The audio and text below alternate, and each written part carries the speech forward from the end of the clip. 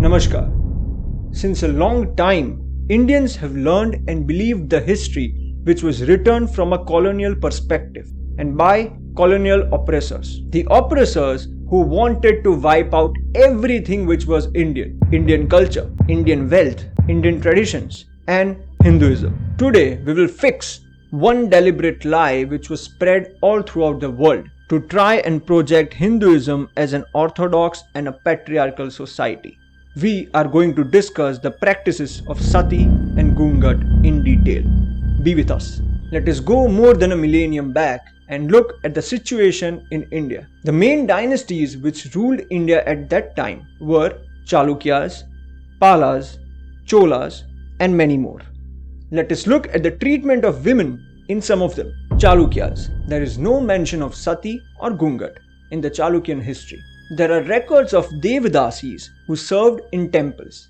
Yes, women were allowed in temples. Queens of Vikramaditya II made grants and created the Lokeshwara temple and Mallikarjun temple, which is a Jyotirlinga. Look at the temples, its carvings. Do you see oppression over here? Places where goddesses are naked. Do you think women will be oppressed or in a Ghunghat? Pala dynasty.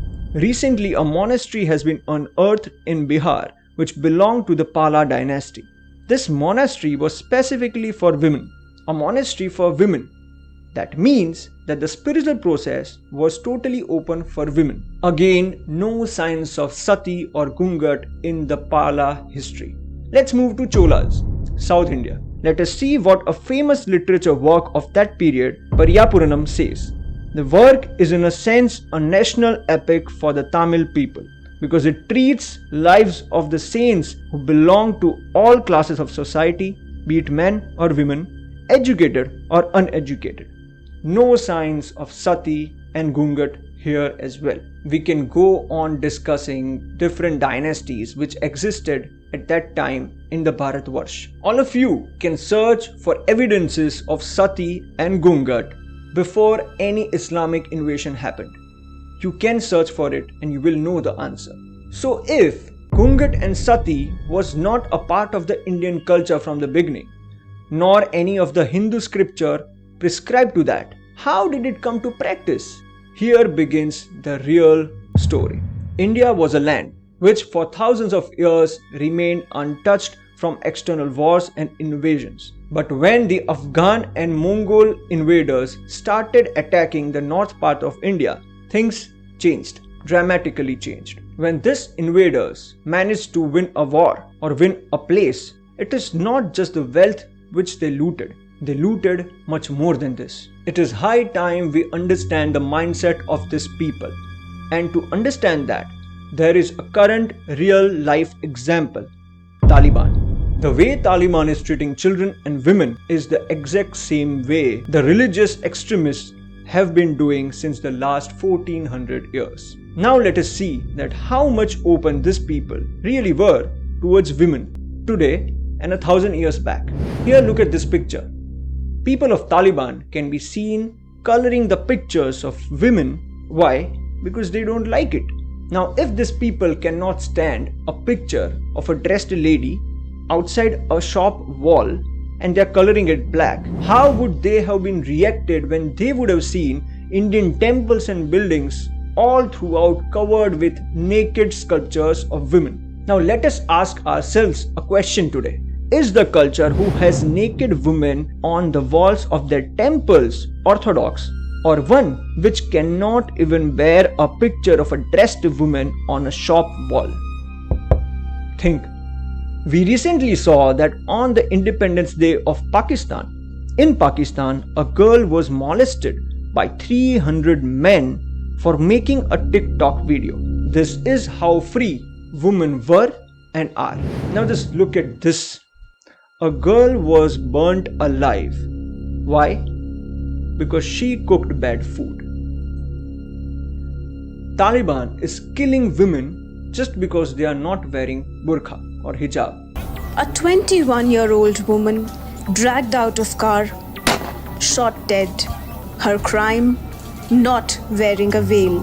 We are going to talk about something really important. Be with me. Now look at this. Taliban is going door to door to kidnap women and girls to turn them into sex slaves who will be used to satisfy militants.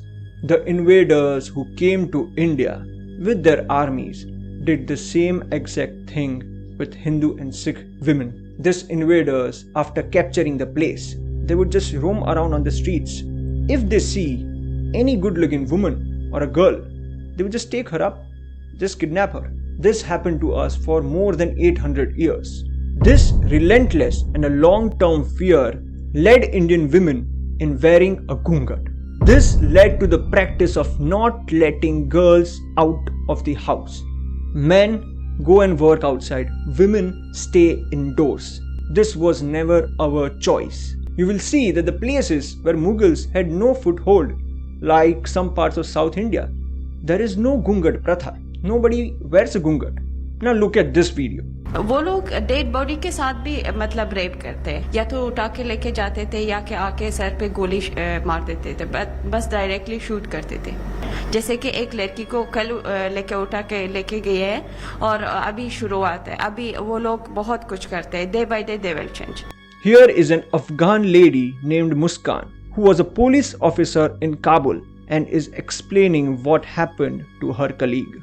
Again, please remember, this is happening today and with Muslim women.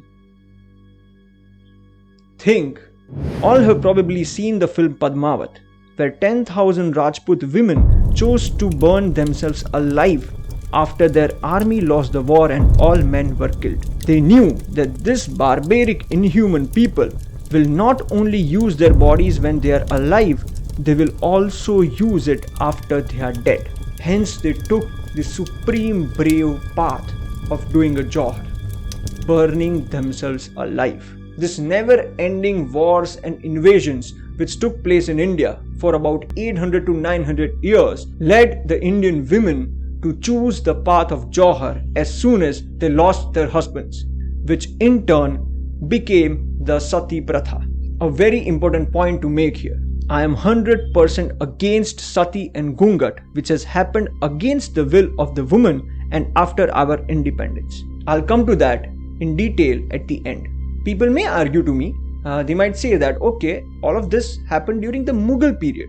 But what about the British era? After they came, no such oppression or brutality towards women ever happened.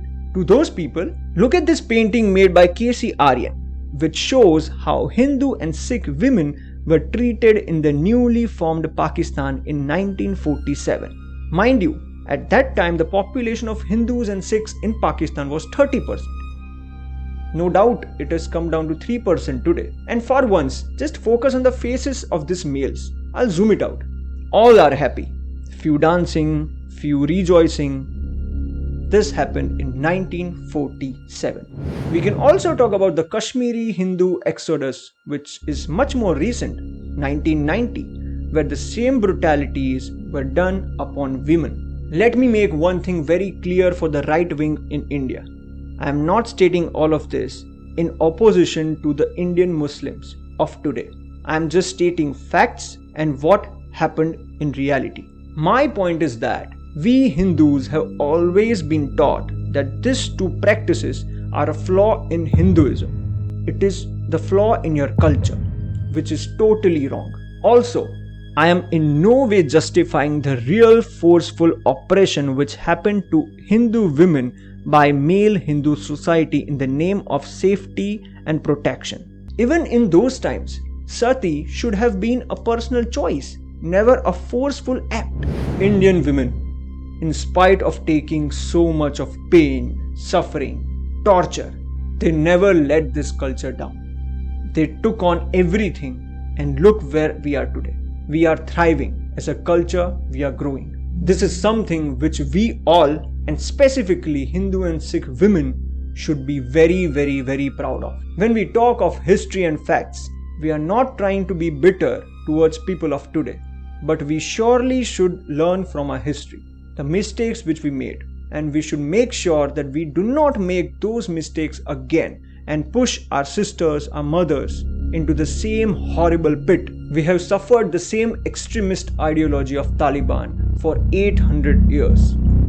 Enough Always remember, throughout these centuries, what men got was an easy death in war.